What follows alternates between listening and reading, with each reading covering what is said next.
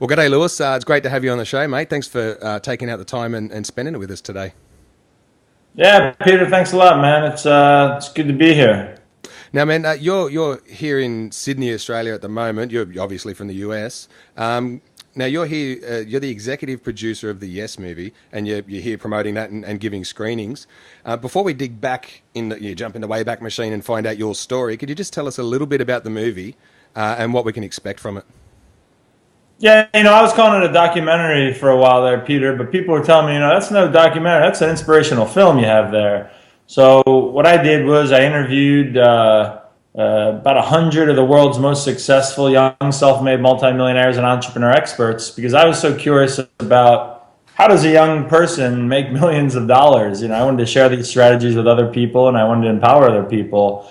So went out there and interviewed all these amazing people and we put it in an inspirational movie. It's kind of like The Secret on steroids meets MTV. So it's not a boring talking head documentary. It's really like an inspirational film. When the movie's over, you want more, and people tend to watch the movie like over and over and over. So it's quickly becoming a cult classic. Excellent, man. So you went through and you interviewed all these entrepreneurs. Like, what was your journey? How did you end up that you were into, I don't know, the success thing or whatever, and wanted to have success in your life? What got you started? How old were you? Well, what got me started? I've been an entrepreneur all my life. I mean, I can remember being 5 years old wanting candy and my mom telling me I couldn't have any. She wouldn't give me any money. So I remember going into her little pantry, opening up the door, pulling out some pretzels, actually, and putting them in my little red wagon and going door to door, selling them to my neighbors, and I made enough money to buy candy. And I was hooked from there, man. I mean, I can remember 7 years old selling candy to my classmates, selling jewelry at 10 years old and baseball cards at 12 years old and moving up to electronics at the age of 13 years old. And the story goes on and on and on. I've been selling different products or services all my life. I don't know why. But I'd always been interested in what's the difference that makes a difference between people who are successful and people who struggle. Because, I've been a business owner my whole life. And, I knew other business owners that wanted to succeed but were struggling and are trying to pay the bills and trying to just get by and support the family. But I also knew other people who were making millions and millions of dollars, and they were, teenagers, kids in their 20s. And I was like, there's got to be something that separates the people who struggle from the people who are just really, doing really well out there. And I wanted to teach those strategies in a way that is not only boring, because when I was in school, I was the guy, if a movie came on, I was sleeping in the back of class. I wanted to be able to teach and inspire the people who are bored by school, who are fascinated by business, who want to go out and, start a business that they love, make some money, have some fun. I wanted to teach those people. So that's what we set out for the Yes movie. And, I had just always been inspired by business, inspired by success. And I was turning 30 years old not too long ago, and I'd heard about these kids half my age making millions and millions of bucks. And I thought, wouldn't it be great to share these stories with other people? And I was wondering, why aren't these stories out there, in major media? And I thought, well, I'm going to go share these stories in a way that's fun and exciting for other people to learn and listen to them. Mm-hmm. Okay. And so what was your first, let's say your real business or your first real job in sales? So you went, you left school, go to college. So what was your story there? Yeah, I went to college. My motto in school was C's get degrees. A C in the United States is the least amount you could do, the most average grading that you could get not to fail. And I did just enough not to fail. All I cared about was having a good time, hanging out with my friends, and because I wasn't really interested in school. But I always worked throughout school. I had a job telemarketing, selling hair replacement systems. Toupees, as we call them. I had a job selling mortgages, selling cars. I mean, you name it. Always selling one thing or another. But immediately when I got out of school, I moved up to New York City. The Big Apple. It's kind of like the lion's den. You either sink or swim out there. And I'll never forget, my boss said, Lewis, you want to make $100,000 this year? I was like, yes, sir. What do I do? And he tells me to go out into New York City and introduce myself to 50 people every single day and tell them what I do.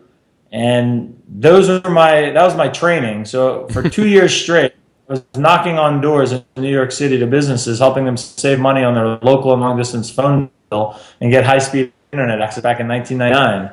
And I was hooked. I would watch and learn from the successful people in the office. I would read books on success. And after about 2 years of selling telecommunications services, at 23 years old, I moved to Tampa, Florida. I opened up my own sales office. I was 23. I was the youngest person in the office. I hired 27 salespeople. And, every day I was inspiring and motivating them to sell.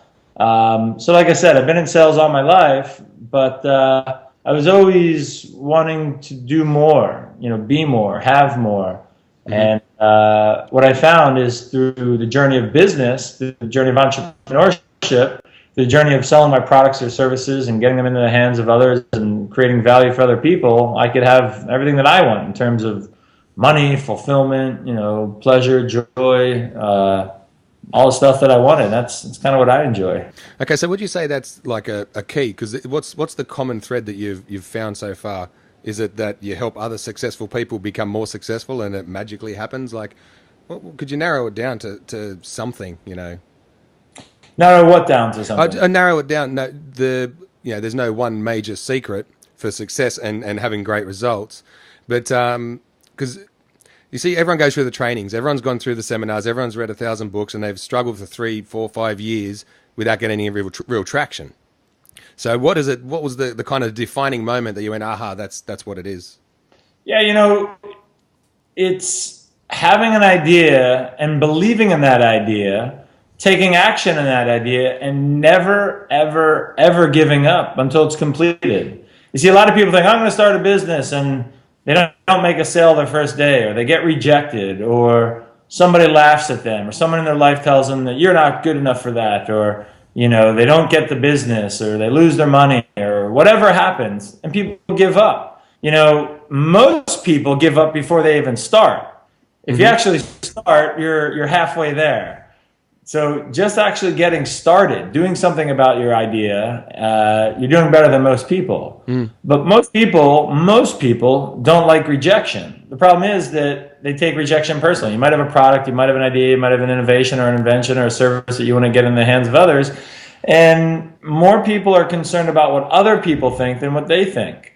So if it means for you to live your dream and have the business that you really love, if it means getting laughed at, if it means losing all your money at first, if it means, having a fight with your partner, if it means all this stuff that most entrepreneurs have to go through, if it means going through that, would you persist on before you reach your goal? Would you do it? Most people, when they get up to that first roadblock, they quit. But you have to understand that that's par for the game. That's part of being an entrepreneur.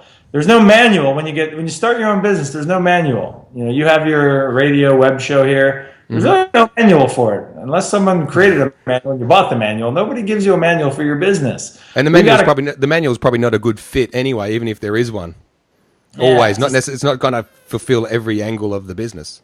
Yeah, because the business is always changing. The market's always changing. People are always changing. So we have to understand as entrepreneurs, we're getting involved in something that we're creating along the way. And if you're willing to persist on, most people, their measuring stick is too short. So it's like, oh, I didn't make the money that I wanted today, I'm going to go get a job. Oh, I didn't make my car payment this month, I'm going to go get a job. Oh, I didn't make the amount of money I wanted this year, so I'm going to go get a job. And they give up. Yeah. It's not a matter of doing it by a certain amount of time. It's just staying committed. If your dream took you an extra year, would you be willing to do it? Most people aren't, right? So if it meant you had to work nights and weekends, would you be willing to do it? In order to have everything that you want, you've got to be willing to give up some of the things that you don't want. And what people don't understand is that they, a lot of times, are basing their values on what other people think they should have or should be or should do versus what they really want. And then they kind of minimize their true values to someone else's that they think they respect or admire, like a parent or a friend or a loved one or a neighbor or a teacher or whatever it is. But my belief is that we should really get clear on what we love to do. What do you actually enjoy doing? What would you do if you weren't getting paid? Do that thing and then figure out a way to make money doing it. Because then you live a good life. It's like, all right, so I got to work at night. Big deal. I'm doing the thing that I love. I got to work on the weekend. Big deal. I'm actually doing something that I enjoy. Figure out the thing that you would pay to do, like that you actually pay to do, and then go do that and then figure out a way to get paid doing it. Because then if you have to work an 80-hour week, you don't mind doing it. That's awesome, man. Because I was actually going to bring that point up about the passion before the money. I guess, like, because I heard you in a talk that I was watching in the lead up to this interview, you were talking about that, exactly that situation. Get passionate about something, or be passionate about something anyway, and try and figure that out. That's awesome. See, I believe there's a way to make money doing anything. You just have to get creative and innovative and figure out how to do that. Now, so let's say, how would you go about figuring that out then? Like, what's a first step someone might be able to take? They go, okay, I'm passionate about beekeeping. Or something, some oddball thing, right? That they write into. Because I know a beekeeper, man. I met him at a marketplace one day, and he talked my head off, and he was into it, man. He was just right into his bees. So like he was into it. So how would someone, you got a passion that's out there that's like that? Well, you figure out what you love to do. If it's beekeeping, start doing beekeeping. Find out a need or a hole in the marketplace is not being served amongst beekeepers, and then figure out how you can serve them while you're beekeeping. See, I can tell you what I enjoy. Like probably about 10 years ago, I thought to myself, wow, all my free time I spend traveling and I spend talking about business. Like that's all I do. And I wasn't getting paid to travel. I was actually paying money to travel. And I would talk about business, but it wasn't making me any money. And I would hang out with my friends and we'd talk about business ideas. And I thought to myself, there's got to be a way. In fact, I heard a woman speaking one time. She goes, I would save up all my money 50 weeks out of the year, and then I'd take a 2-week vacation and spend all my money that entire year. And then she said to me, she was speaking, and she said, I figured out a way that rather than saving up all my money all year and then spending it on my vacation, she goes, I've turned my life into a vacation where I get paid to travel and I get paid to do the thing that I love. And I was like, wow, that's pretty cool. So today I can tell you I've been location independent for the last 2 years. My entire life, all I do is travel the world and talk about business. It's what I like to do. It's what I do in my free time. And I've built an entire life based on what I enjoy doing. And I'm not stuck doing anything that I don't like to do. I have an outsourcing company, so anything I don't like to do, I outsource it. I get to talk business with the people that I meet, and I get to show them how they can do more of what they love through outsourcing. And then I've got the Yes Movie and the Young Entrepreneur Society. We got an entire training program which shows people how to find their passion, and not only find passion, but monetize and grow and scale a business built around what they love to do. Because from my point of view, at least in the United States, people are kind of indoctrinated with the idea that you grow up, you go to school, you get good grades. Why do you get good grades? So you can go to good college. Why do you go to good college? So you can get a nice, safe, secure job doing something that you hate for 35 years. And by the time you're 65 years old, you can retire. And for the last 5 years of your life, you can enjoy life. To me, that process doesn't make sense. I figured, why not start doing what you love already and then make money doing it? There's people who literally do what they love. And these are the people that I find in my life that are most happiest, that are most at peace and centered in their life because they get to do what they love. If what you love is hanging out with your kids, figure out how to hang out with your kids and make money. If what you love is hanging out at the beach, figure out how you can hang out at the beach and make money. If what you love is playing video games, figure out how you can play video games and talk about video games all day long and make money. There's ways to make money doing everything. This whole concept of doing something that we don't love to do was made 100 years ago in the industrial age when the people who had money were influencing the ways that school systems are built to keep people shut up, not ask questions, do what they're told, and then when the bell rings, get in their seat and start working. To me, it's crazy. A lot of people do it, but it keeps the rich richer and it keeps the poor just above broke. And under control. What the job stands for. There's no control. Why not take control of your situation and figure out a business model that works for you doing what you love? Because it's possible. You just have to believe it's possible. You have to take action on it. You got to stop listening to all the other people. Most people in the world have given up on their own dreams, and most people allow those people who've given up on their dreams to encourage other people to give up their dreams. Because people who give up their dreams, they don't want to lose you, the person who's actually following your dreams. They want you to sit around and complain about life versus talk about all the great things that are going on in life. Yeah. Okay, could you tell us some of maybe a story about someone in the Yes movie, a cool business that they've created from their passion and how they went about it? Yeah, for those of you that come out to one of the Yes movie screenings, we've got one on the 14th in Brisbane, which is Monday, and on the 16th in Sydney. On the 14th at the Blue Room Cinebar at 151 Barona Road in Paddington, and in Sydney at the Star Bar Cinema, 600 George Street on Wednesday night. And you can always pick up the movie at theyesmovie.com. There's a guy in the movie. His name is Sean Nelson. He's 17 years old. He's sitting in his basement with his girlfriend, and he's like, this is really uncomfortable. We should have like a really comfortable chair. We should make one. So literally, this guy goes down to the to the fabric store, and he says, I want to make a really comfortable chair for myself. So he said he spent $50, which when he was 17 years old was a lot of money, but he had an idea. He said, I'm going to make this real comfortable chair. And he buys like all this material. He stuffs it in this pad. He sews it together. And it was like this big floppy chair. And he said he loved it. It was comfortable. Him and his girlfriend could sit on it. His friends would come over. They'd sit on it. To the point where some of his friends said, hey, I'd like one of these. Can you make me one? And then he'd buy some material, mark up the price a little bit. And then more friends would ask for it. And he'd do the same thing. And he actually started going out and selling these comfortable chairs. He was making some money. And then he saved up enough money. He bought a booth at, he'd start going to like flea markets and trade shows. And he actually put a bunch of these little sacks, they're called love sacks, at these trade shows. And then people would come up and start buying them. And they started buying more than he could actually produce. And he was making money doing this.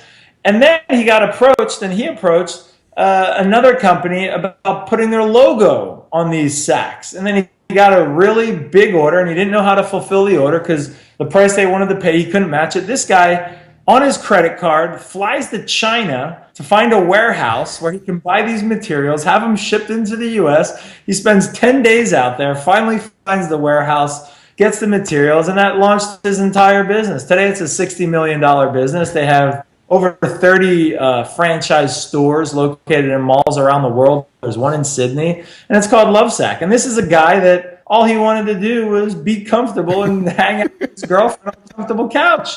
And he has a whole business based around that. And it's things like this. How many times are you sitting around with your friends, right? You're drinking beers, you're watching television, you're there with your family. You could be there by yourself. And you're like, man, I really wish someone would do this. Wouldn't it be nice if you had one of these things? Oh, yeah, we could do this. For 99.9% of the world, that's where the conversation ends. Yeah. What will typically happen is a couple of years later, you'll say, hey, I had that idea about 5 years ago. I was sitting on my couch. I told my friend, I told my mother about it. I told my girlfriend about it. And you know what? Here it is. I can't believe someone actually did that. It always happens. But for those of you that actually have the idea, you can actually get started and do something about it. And there's stories all throughout the Yes movie that are like this. And they're inspirational, they're fun, they're exciting. And you probably know people that have done things like this. Or maybe you've read books or magazines or seen people on television. But it's all about believing in your idea and taking action. In the face of adversity, in the face of challenges, in the face of no money, stepping forward and actually doing something about the idea. That's how you become extraordinary. That's how you make a difference in the world. If you want to get results that other people aren't getting, you have to do something differently. Most people follow the herd and don't want to stand out and don't want to cause any waves, don't want to cause any trouble, don't want to, have any problems, and they're just doing what everybody else does. But you'll have what everybody else has, and for a lot of people that's okay. It's mediocre, it's average, but there's some people out there that want to live an extraordinary life, that want to set up their life based on their own rules, not somebody else's, but on their own. And that's what we teach to do at the Young Entrepreneur Society. That's what the Yes movie teaches. And that's really what I stand for. I want to show people that it's possible. There's nothing wrong with being an employee and working a job for 35 years. If that's what you love to do, you might as well do it. As Brad Sugars, the Australian in the Yes movie, who's the CEO of the world's largest executive coaching program, action coach, he says, don't get a job to go out there and make money. When you're young, get a job doing something that you actually enjoy doing, that you want to do for the rest of your life, and learn how to do it from someone else. But most of us, I don't know how people pick their job. When I got out of school, I found the job that paid me the most amount of money. And that was exciting. I learned how to sell. But when I was 24 years old and I got a call from a customer who told me that the phone service wasn't working, and I had to tell him, call the 800 number, I realized in that exact moment that I would never stand behind another product or service that I didn't have control over. And that's when I started my training company. And that's why I show people how to build businesses, because I truly, authentically, with integrity, stand behind the products and services that I sell now. And I'm not relying upon someone else's shoddy work. Okay, yeah, that's awesome. Just want to go backtrack just a little bit about what you said, having Brad Sugars in the movie. I've been to his seminar. I'm an Aussie and big fan of Brad's stuff. Got a few of his books up there behind me. The Instant Everything books. Now, who else is in the movie? Who else have you got there? You got Brad. I think Randy Gage is in there somewhere, is he? Yeah, for those of you that are in Sydney, here's a big surprise. Randy Gage is going to be at the Australian premiere on Wednesday. So we've got a few tickets left.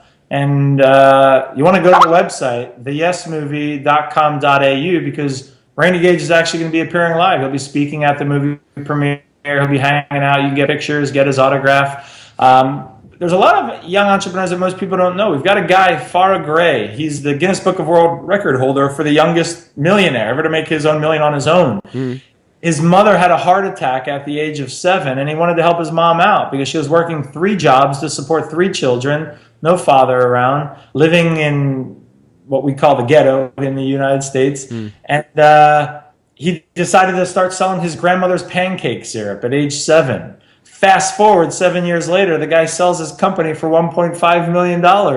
He was 14 years old. I mean, it's just amazing to hear these stories. And, we have a lot of entrepreneur experts throughout the movie that everybody knows and loves. So we've got the young kids who built these amazing businesses and how they did it. And then we've got people that everybody knows and loves, like Bob Proctor from The Secret, Mark Victor Hansen from the Chicken Soup series, Les Brown, the world's greatest motivational speaker, T. Harv Eker, best-selling author of Secrets of the Millionaire Mind, founder of Peak Potentials Training. And we've got a lot of amazing people scattered throughout the film.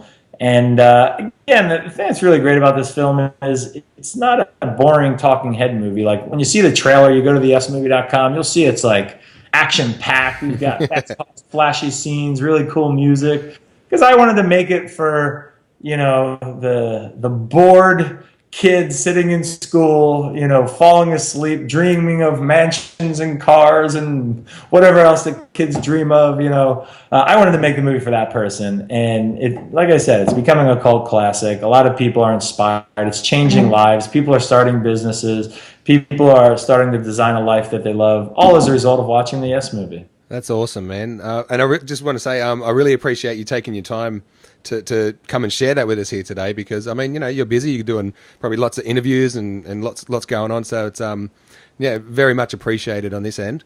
Right on. So, just quickly, you've got a website, your own website as well. I have LewisLautman.com, which is my own personal website, so people can find out about me and my products and services and what I'm up to.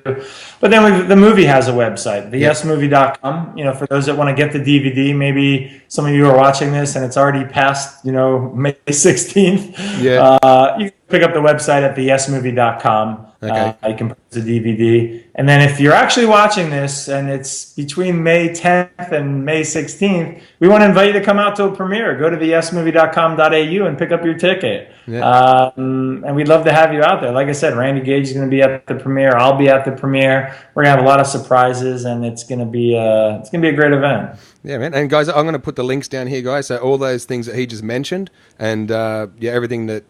All those places, there's going to be a link down here, so just read the show notes, click on the link and go through to whatever it is that caught your attention the most.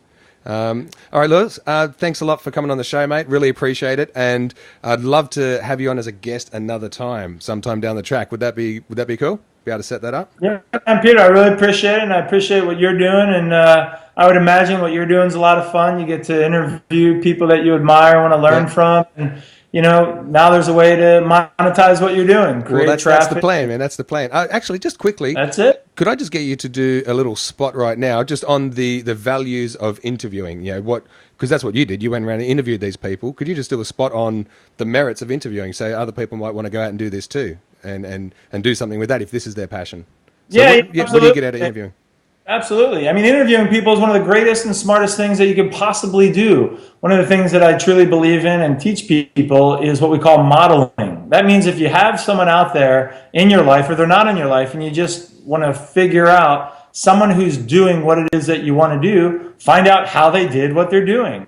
And if you follow the proper steps and the right sequence, and you do what they did, chances are you can have similar results. So if there's someone out there living a life that you want, who has the business that you want, go out there and find out how they did it. And everybody loves to talk about themselves, right? If you go to somebody and say, wow, you're great, tell me about yourself, tell me about this. And then you're also able to get them promotion and maybe some traffic and exposure to a new market. Almost everybody would love to do that. So you'd be surprised, the bigger and better that you become at interviewing other people. You'd be surprised if you're watching this right now. Go out and interview somebody, interview an expert, interview someone who's living the life that you want to live, who's making the kind of money that you want to make, and you'd be surprised. People will go out and tell you all their secrets. Yes, they will. Yes, they will. Hey, man, I appreciate it, and look forward to having you on again sometime. Get out to the Yes Movie guys, or if it's after that date, go and click on the link and go and get the DVD. All right, Lewis, you make it a great day, mate. I'll see you next time. Right on. Take care. See you, mate. Bye-bye.